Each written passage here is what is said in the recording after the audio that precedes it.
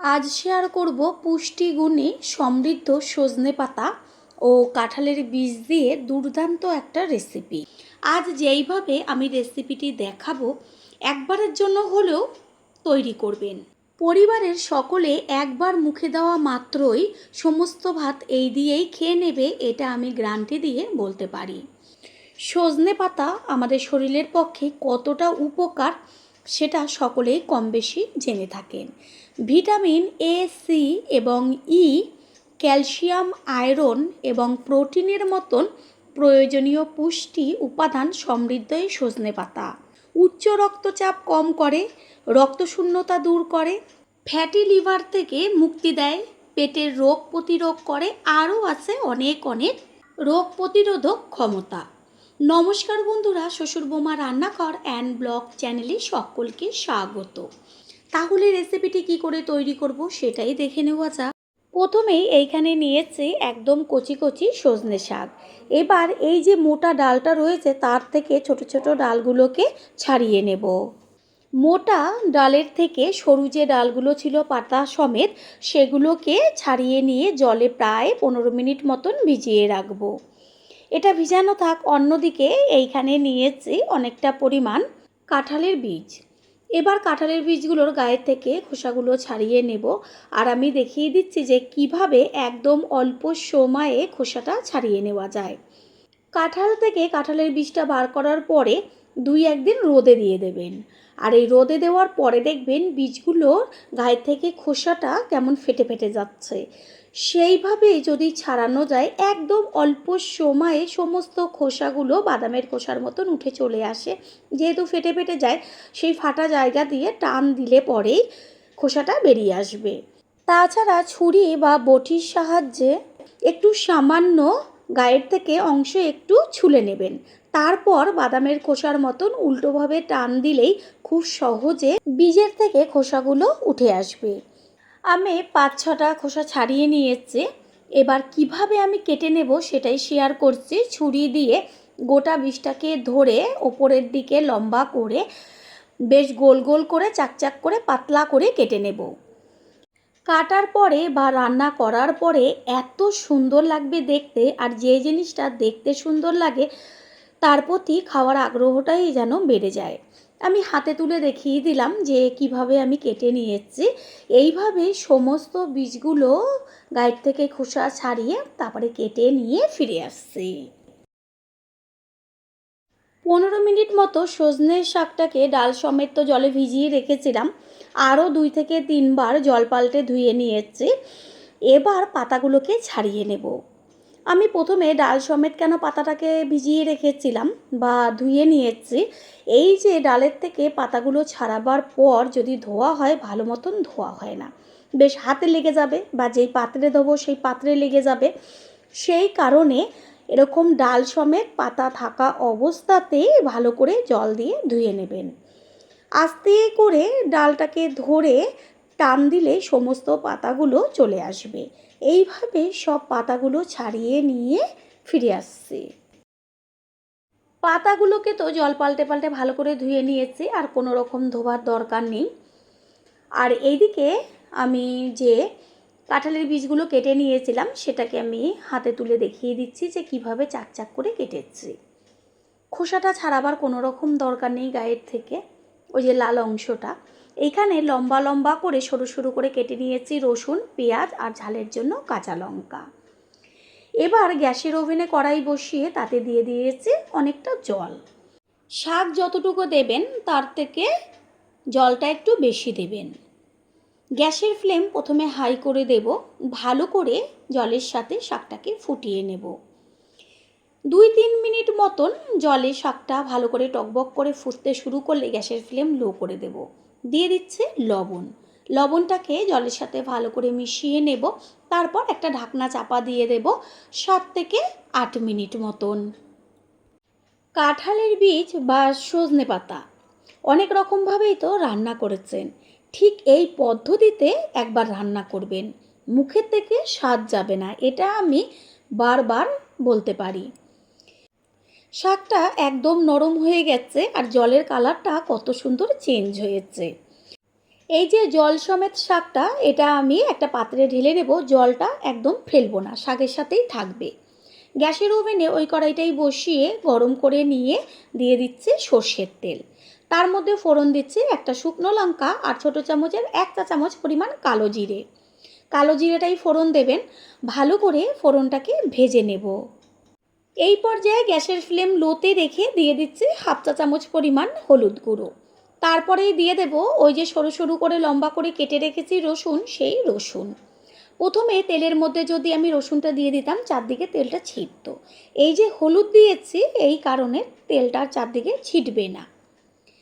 রসুনটাকে বেশ লাল করে ভেজে নেব। রসুনের থেকে সুন্দর একটা ভাজা গন্ধ আসছে। এবার দিয়ে দেব কুচিয়ে নেওয়া পেঁয়াজ। এইখানে আমি মাঝারি সাইজের 2টো পেঁয়াজ ব্যবহার করেছি। পেঁয়াজটাকে রসুনের সাথে মিশিয়ে নিয়ে ভালোভাবে ভেজে নেব।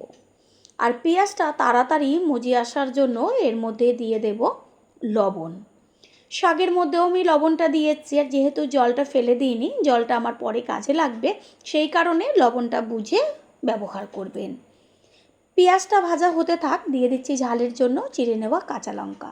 ঝালটা যে যেমন খাবেন সেই অনুযায়ী ব্যবহার করবেন। পুরনো বন্ধুদের সবসময় আমাদের পাশে এইভাবে ভালোবেসে থেকে এগিয়ে নিয়ে যাবার জন্য অনেক অনেক ভালোবাসা। পেঁয়াজের গায়ে হালকা একটা কালার আসছে। এই সময় এর মধ্যে দিয়ে দেব কেটে নেওয়া কাঁঠালের বীজগুলো। খেয়াল রাখবেন যেন পেঁয়াজটা পুরো লাল লাল হয়ে না যায়। সমস্ত কাঁঠালের বীজগুলো দিয়ে দেব। আর কাঁঠালের বীজের পরিমাণটা একটু বেশি দিলে তাহলে কিন্তু বেশি টেস্টি লাগবে খেতে। গ্যাসের ফ্লেম লোতে রেখে এবার পেঁয়াজের সাথে কাঁঠালের বীজটাকে ভেজে নেব। দেব হলুদ গুঁড়ো, আর এর মধ্যে আমি কোনো রকম মশলা ব্যবহার করব না। লবণ তো আগেই ব্যবহার করেছি, যদি আর প্রয়োজন মনে হয় তাহলে শাকটা দেওয়ার পরে দেব। কাঁঠালের বীজটা তাড়াতাড়ি সিদ্ধ হবার জন্য আমি একটা ঢাকনা চাপা দিয়ে দেব। গ্যাসের ফ্লেম লো টু মিডিয়াম করে কাঁঠালের বীজটাকে ভেজে নিতে হবে। 3-4 মিনিট বাদে ঢাকনাটাকে সরিয়ে দিয়ে খুন্তি দিয়ে একটু নেড়েচেড়ে দেবো, নাহলে নিচের দিকটা পুড়ে যাবে। আবারও ঢাকনাটা চাপা দিয়ে দেব। আর যেহেতু পাতলা পাতলা করে কাটা আছে, সেই কারণে কাঁঠালের বীজ বেশি সিদ্ধ হতে সময় লাগবে না। আর এমনিতেও কাঁঠালের বীজ একটু সিদ্ধ হতে বেশি সময় লাগে, সেই কারণে যতটা পারবেন পাতলা করে কেটে দেবেন। কিছুক্ষণ বাদে আবারও ঢাকনাটাকে সরিয়ে দিয়ে খুন্তি দিয়ে বেশ নেড়েচেড়ে দেব। কাঁঠালের বীজটা খুব সুন্দরভাবে ভাজা হয়েছে, কত সুন্দর একটা কালার আসছে। এই ভাজা দিয়েই কিন্তু এক থালা ভাত হামেশায় খাওয়া যাবে। এবার এর মধ্যে দিয়ে দেব ওই যে জল সমেত সজনে শাকটা আমি রেখেছিলাম, সেই শাকটা প্রথমে সিদ্ধ করে নেওয়ার একটা কারণ হচ্ছে কালারটা খুব সুন্দর থাকবে। শাকের যে কালার প্রথমে রয়েছে সেটা শেষ পর্যন্ত বা রান্নার শেষেও এই কালারটাই থেকে যাবে। আরেকটা হচ্ছে এই যে সিদ্ধ করাতে সজনে শাকের থেকে কোনো পুষ্টিগুণ বেরিয়ে যায়নি, জলের মধ্যে সমস্তটা থেকে গেছে। গ্যাসের ফ্লেম হাই করে একটু ঢাকনাটা চাপা দিয়ে দেব। যখন ফুটবে তখন লো করে দেব। 4 থেকে 5 মিনিট বাদে ঢাকনাটা সরিয়ে দিয়ে দেখিয়ে দিচ্ছি সমস্ত জলটা টেনে গেছে। আর কালারটা দেখা যাচ্ছে শাকের কত সুন্দর রয়েছে। যেমন কাঁঠালের বীজের কালার তেমন শাকের কালার, দেখা মাত্রই জিভের থেকে জল পড়ে যাবে। খুন্তি দিয়ে বেশ চারদিকে একটু কাচিয়ে তারপরে ভেঙে চুরে দেব। প্রথমবার যারা আমাদের চ্যানেল ভিজিট করছেন তাদের আন্তরিক শুভেচ্ছা ও অনেক ভালোবাসা। আমাদের রেসিপিগুলো যদি ভালো লেগে থাকে সাবস্ক্রাইব করে দেওয়ার অনুরোধ রইল, ও পাশে থাকা বেল আইকনে ক্লিক করলে পরবর্তী ভিডিওগুলো সবার আগে আপনাদের কাছেই পৌঁছে যাবে। বন্ধুরা, আপনারা যেইখান থেকে ভিডিওটি দেখছেন অবশ্যই কমেন্টের মাধ্যমে জানাবেন। আপনাদের ধন্যবাদ জানাতে পারলে সত্যিই আমরা ভীষণ ভীষণ আনন্দিত হব, কারণ আপনাদের করা কমেন্টসগুলো পেয়ে আমরা এতটাই উৎসাহিত হই পরের ভিডিওগুলো তৈরি করার জন্য। শাক একদম তৈরি হয়ে গেছে, গ্যাস অফ করে দেব।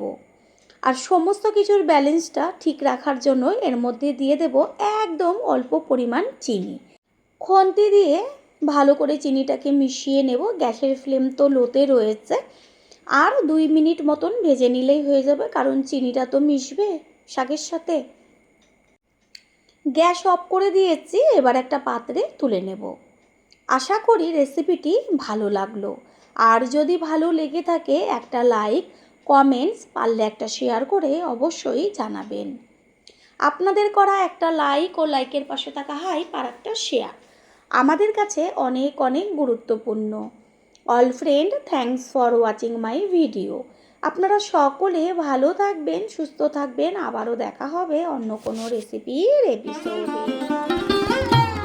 আজ শেয়ার করব কাঁঠালের বীজ দিয়ে দুর্দান্ত স্বাদের একটা কলমি শাকের রেসিপি, যেটা নাকি বাচ্চা থেকে বড় সকলেই খেয়ে নেবে গরম গরম ভাতের সাথে, আর কিছুই লাগবে না। এতটাই টেস্টি হয় খেতে, এটা আমি বারবার বলবো, একবারের জন্য হলেও ট্রাই করবেন। দেখবেন যেসব বাচ্চারা বা বড়রা কলমি শাক কখনোই খান না বা কাঁঠালের বীজ খান না, এই রেসিপিটা তৈরি করে দিলে চেটেপুটে খেয়ে নেবে। নমস্কার বন্ধুরা, শ্বশুর বৌমা রান্নাঘর অ্যান্ড ব্লগ চ্যানেলে সকলকে স্বাগত। তাহলে কি করে তৈরি করব সেটাই দেখে নেওয়া যাক। সবার প্রথমে এইখানে এক আঁটি কলমি শাক নিয়েছি, আর শাকটা এতটাই কচি, সেই কারণে গোড়ার দিকে ডাঁটির অংশটা বেশিটা বাদ দেব না, একদম সামান্য একটু কেটে বাদ দিয়ে দেব। তারপর ভালো করে জল দিয়ে ধুয়ে ফিরে এসেছি।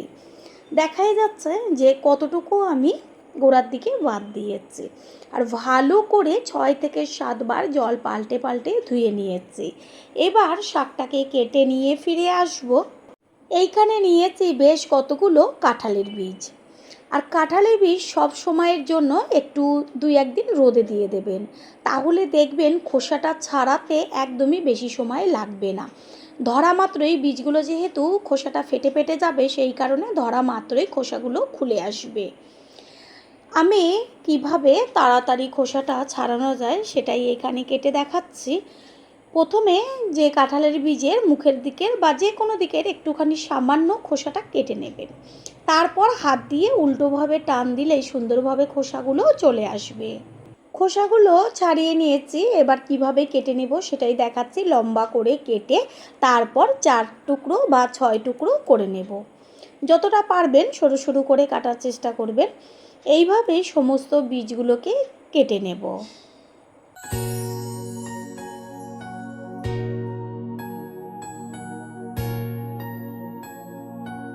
সমস্ত বীজগুলো কেটে নিয়ে ফিরে এসেছি, জলে ভিজিয়ে রেখেছি। এটা জলে ভিজানো থাক। এদিকে আগের থেকে তো শাকটা ধুয়ে রেখেছিলাম, এবার কেটে নিয়েছি। আর নিয়েছি মুগের ডাল। এইখানে প্রায় 1 মুঠো মতো মুগের ডাল আছে। বেশি মুগের ডালের একদমই প্রয়োজন নেই। মুগের ডালটাকে ভালো করে জল দিয়ে ধুয়ে নেব। গ্যাসের ওভেনে কড়াই বসিয়ে কড়াইটাকে ভালো করে গরম করে নিয়ে দিয়ে দেব সর্ষের তেল। তেলটাকে প্রথমে গরম করে নিতে হবে। তারপর এর মধ্যে দিয়ে দিচ্ছি শুকনো লঙ্কা আর 1/2 চা চামচ পরিমাণ কালো জিরে। ফোড়নটাকে তেলের মধ্যে ভেজে নেব। এইখানে 5 ফোড়নও দিতে পারেন, তবে কালো জিরের টেস্টটা একটু বেশি টেস্টি হয়। ফোড়নটা তো ভালো করে ভাজা হয়ে গেছে, এবার এর মধ্যে দিয়ে দেব 1/2 চা চামচ পরিমাণ মতন হলুদ গুঁড়ো। তেলের সাথে হলুদ গুঁড়োটা মিশিয়ে নেব। তারপর দেব লম্বা লম্বা করে সরু সরু করে কেটে নেওয়া রসুন। রসুনের পরিমাণটা একটু বেশি ব্যবহার করেছি। গ্যাসের ফ্লেম লোতে রেখে রসুনের টুকরোগুলোকে ভালো করে ভেজে নিতে হবে। বেশ গায়ে একটা কালার আসবে, আর সুন্দর একটা ভাজা যখন গন্ধ বেরোবে, তখন এর মধ্যে দিয়ে দেব কুচিয়ে নেওয়া পেঁয়াজ। রসুনের সাথে পেঁয়াজটাকে ভালো করে নেড়ে চেড়ে মিশিয়ে নেব। গ্যাসের ফ্লেম হাই করবেন না, তাহলে চট করে পেঁয়াজটা পুড়ে যাবে। পেঁয়াজটা তাড়াতাড়ি মজে আসার জন্য দিয়ে দিচ্ছে লবণ। লবণটাকে মিশিয়ে নেব।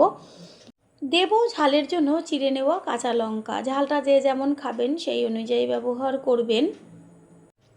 পেঁয়াজ কাঁচা লঙ্কা বেশ তেলের মধ্যে যখন অর্ধেকটা মতন ভাজা হবে, হালকা একটা ব্রাউন কালার আসছে, এই সময় এর মধ্যে দিয়ে দেব ওই যে লম্বা লম্বা করে সরু করে কেটে রেখেছিলাম কাঁঠালের বীজগুলো, সেই বীজের সাথে পেঁয়াজটাকে ভালো করে নেড়ে চেড়ে নিয়ে গ্যাসের ফ্লেম লোতেই থাকবে।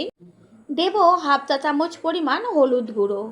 হলুদ গুঁড়োটাকে খুন্তি দিয়ে ভালো করে কাঁঠালের বীজগুলো এপিট ওপিট করে নেড়ে চেড়ে মিশিয়ে নেব।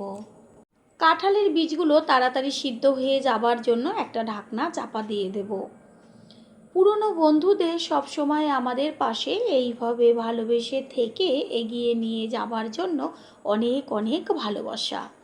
4-5 মিনিট মতন ঢাকনা চাপা দিয়ে রেখেছিলাম, তারপরে ঢাকনাটাকে সরিয়ে দিয়ে বেশ খুন্তি দিয়ে একটু নেড়ে চেড়ে দেবো।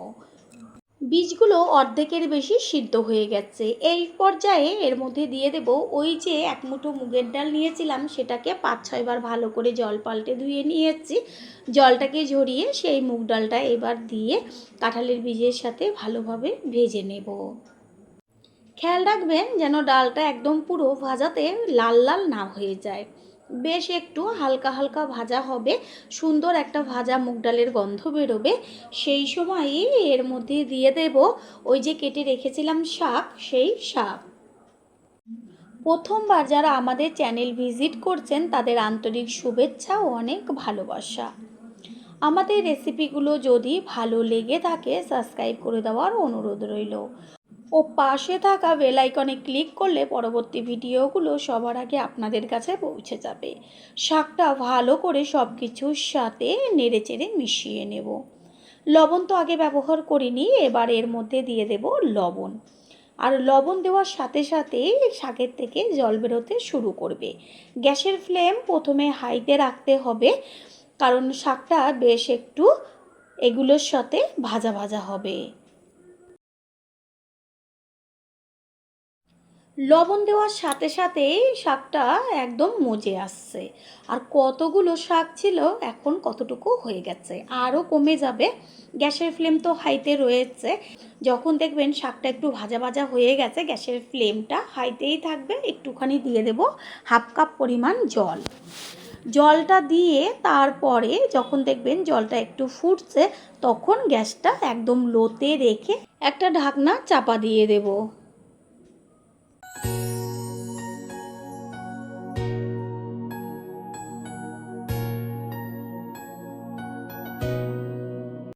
কিছু সময় বাদে কড়াইয়ের ঢাকনাটাকে সরিয়ে দিয়ে খুন্তি দিয়ে একটু ওপর নিচ করে দেব। সমস্ত জলটাই শাকের থেকে টেনে গেছে, বেশ একটা মাখা মাখা ভাব আসছে। শাকের মধ্যে যে মুগ ডাল দেওয়া হয়েছিল আর কাঁঠালের বীজ দুটোই নরম হয়ে গেছে। খেয়াল রাখবেন যেন মুগের ডালটা গলে না যায়, বেশ গোটা গোটা থাকবে, তবে নরম হয়ে যাবে। বন্ধুরা, আপনারা যে যেইখান থেকে ভিডিওটি দেখছেন অবশ্যই কমেন্টের মাধ্যমে জানাবেন। আপনাদের ধন্যবাদ জানাতে পারলে সত্যিই আমরা ভীষণ ভীষণ আনন্দিত হব, কারণ আপনাদের করা কমেন্টসগুলো পেয়ে আমরা এতটাই উৎসাহিত হই পরের ভিডিওগুলো তৈরি করার জন্য। সমস্ত কিছুর ব্যালেন্সটা ঠিক রাখার জন্য দিয়ে দিচ্ছে একদম অল্প পরিমাণ চিনি। চিনিটাকে মিশিয়ে নেব, আর কত সুন্দর একদম মাখা মাখা হয়ে গেছে। এইভাবে আর 2 থেকে 3 মিনিট মতন রান্না করে নিলেই রেসিপি একদম তৈরি হয়ে যাবে।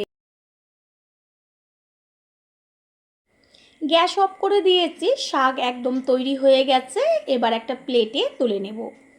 আশা করি রেসিপিটি ভালো লাগলো, আর যদি ভালো লেগে থাকে একটা লাইক, কমেন্ট, যদি পারেন একটা শেয়ার করে জানাবেন। আপনাদের করা একটা লাইকের পাশে থাকা হাইপ আর একটা শেয়ার আমাদের কাছে অনেক অনেক গুরুত্বপূর্ণ। All friend, thanks for watching my video. আপনারা সকলে ভালো থাকবেন, সুস্থ থাকবেন। আবারও দেখা হবে অন্য কোনো রেসিপির এপিসোডে।